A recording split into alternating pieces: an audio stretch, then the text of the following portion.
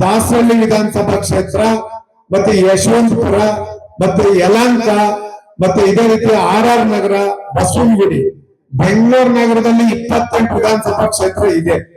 ಆದ್ರೆ 28 ವಿಧಾನಸಭಾ ಕ್ಷೇತ್ರದ ಪೈಕಿ JDS ಪಕ್ಷಕ್ಕೆ ಅತಿ ಹೆಚ್ಚು ಶಕ್ತಿ ಇರ್ತಕ್ಕಂಥ ಕ್ಷೇತ್ರಗಳು ಈ ಭಾಗದಲ್ಲಿ ಇರ್ತಕ್ಕಂಥ ಒಂದು 5-6 ವಿಧಾನಸಭಾ ಕ್ಷೇತ್ರಗಳು. ಹಾಗಾಗಿ ಅದರಲ್ಲಿ ಮುಂಚೂಣಿಯಾಗಿ ದಾಸರಳ್ಳಿ ವಿಧಾನಸಭಾ ಕ್ಷೇತ್ರ ಇದೆ. ಹಿಂದೆ ನಿಖಿಲ್ ಕುಮಾರಣ್ಣವರು ಬಂದು ಇಲ್ಲಿ 2 ರಿಂದ 3 ಸಭೆ ಮಾಡಿದ್ರು. ನಮ್ಮ ಮುಂಚಾಮಣ್ಣವರು ಸ್ಕೂಲ್ ಅಲ್ಲಿ ಒಂದು ಸಭೆಯನ್ನು ಮಾಡಿದ್ರು. ಅವತ್ತು ನಿಖಿಲ್ ಅಣ್ಣರು ಬಂದಿದ್ರು. ಆವತ್ತು ಕನಿಷ್ಠ ಪಕ್ಷ 10 ರಿಂದ 12,000 ಜನ ಸೇರಿದ್ರು.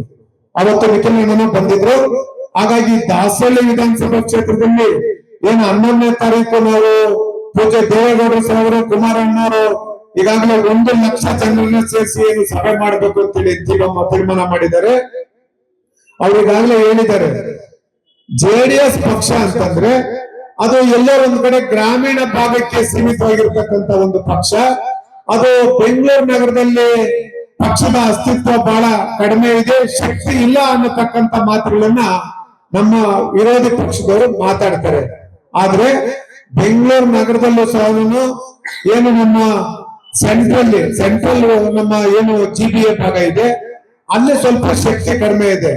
ಆದ್ರೆ ಏನು ಈ ಭಾಗದಲ್ಲಿ ಬ್ಯಾಟರಾಯನಪುರ, ಬೆಂಗಳೂರು ಹೊರತುಪಡಿಸಿ ಇನ್ನು ಸುತ್ತ ಬರ್ತಕ್ಕಂಥ ಏನು ವಿಧಾನಸಭಾ ಕ್ಷೇತ್ರಗಳಿದಾವೆ, ಅಲ್ಲಿ JDS ಪಕ್ಷದ ಶಕ್ತಿ ಬಹಳ ಹೆಚ್ಚಾಗಿದೆ ಅನ್ನತಕ್ಕಂಥದ್ದನ್ನ ಇವತ್ತೇನು ಪೂರ್ವಭಾವಿ ಸಭೆಗೆ ಇಲ್ಲಿ ಬಂದು ಕುಂತಿರ್ತಕ್ಕಂಥ ನಮ್ಮ ದಾಸರಳ್ಳಿ ವಿಧಾನಸಭಾ ಕ್ಷೇತ್ರದ ಪ್ರಮುಖ ಮುಖಂಡರು ತಾವೇ ಇದಕ್ಕೆ ಸಾಕ್ಷಿ ಅನ್ನತಕ್ಕಂಥ ಮಾತನ್ನ ನಾನು ಹೇಳ್ತಾ ಇದ್ದೀನಿ.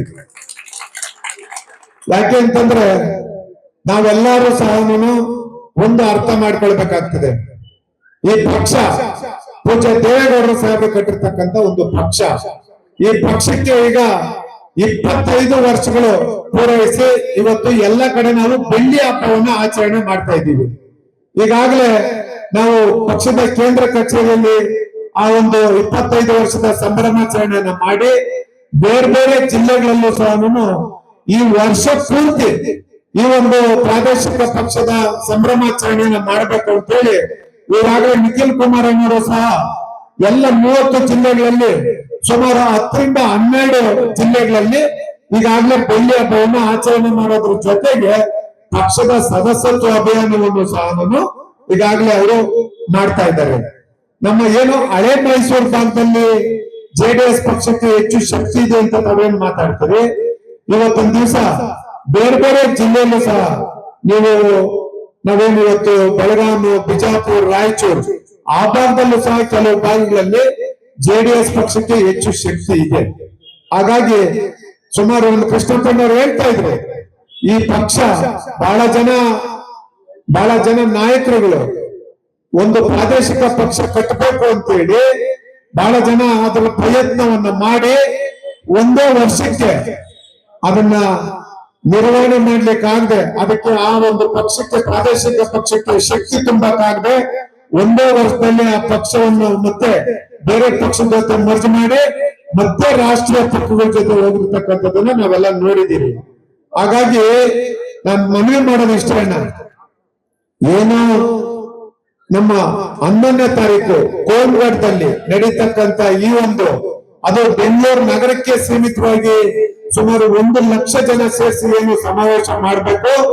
ಮುಂದೆ ಬರ್ತಕ್ಕಂಥ ಗ್ರೇಟರ್ ಬೆಂಗಳೂರು ಚುನಾವಣೆ ಈಗಾಗಲೇ 5 ಭಾಗಗಳಾಗಿ ಸರ್ಕಾರ ವಿಭಜನೆ ಮಾಡಿ 5 ಭಾಗಕ್ಕೂ ಸಹ 5 ಜನ ಅಧ್ಯಕ್ಷರನ್ನ ನೇಮಕ ಮಾಡಿ ಈಗಾಗಲೇ 5 ಜನ ಅಧ್ಯಕ್ಷರನ್ನ ನೇಮಕ ಮಾಡಿದ ನಂತರ ಸತತವಾಗಿ ದಿನನಿತ್ಯ ಬೆಂಗಳೂರು ನಗರದಲ್ಲಿ ಸಭೆಗಳು ನಡೀತಾ ಇದ್ದಾವೆ. ಅದರಲ್ಲೂ ನಾರ್ತ್ಗೆ ನಮ್ಮ ಕೃಷ್ಣಪ್ಪಣ್ಣವರ ಅಧ್ಯಕ್ಷ ಆದ್ಮೇಲೆ ಅಲ್ಪಸಂಖ್ಯಾತ ಬಂಧುಗಳು ಅವರು ಮತ ಕೊಡ್ತಾರೋ, ನಾವು ಭಾರತೀಯ ಜನತಾ ಪಾರ್ಟಿ ಜೊತೆ ನಾವೇನು NDA ಅಂಗಪಕ್ಷವಾಗಿ ನಾವೇನು ಇವತ್ತು ಕೆಲಸವನ್ನ ಮಾಡ್ತಾ ಇದ್ದೀರಿ. ಪೂಜ್ಯ ದೇವೇಗೌಡರು ಸಾಹೇಬರು ಕಟ್ಟಿರ್ತಕ್ಕಂಥ ಈ ಒಂದು ಪಕ್ಷ ಏನ್ ಜಾತ್ಯತೀತ JDS ಸೆಕ್ಯುಲರ್ ಅಂತ ನಾವೇನ್ ಕರಿತೀವಿ. ಆದ್ರೆ ಎಲ್ಲ ಒಂದ್ ಕಡೆ ನಾವು ಭಾರತೀಯ ಜನತಾ ಪಾರ್ಟಿ ಜೊತೆ ನಾವು NDA ಅಂಗಪಕ್ಷವಾಗಿ ಕೆಲಸ ಮಾಡಂತ ಸಂದರ್ಭದಲ್ಲಿ ಅವರು ಸ್ವಲ್ಪ ನಮ್ಮಿಂದ ದೂರವಾಗಿದ್ದಾರೆ.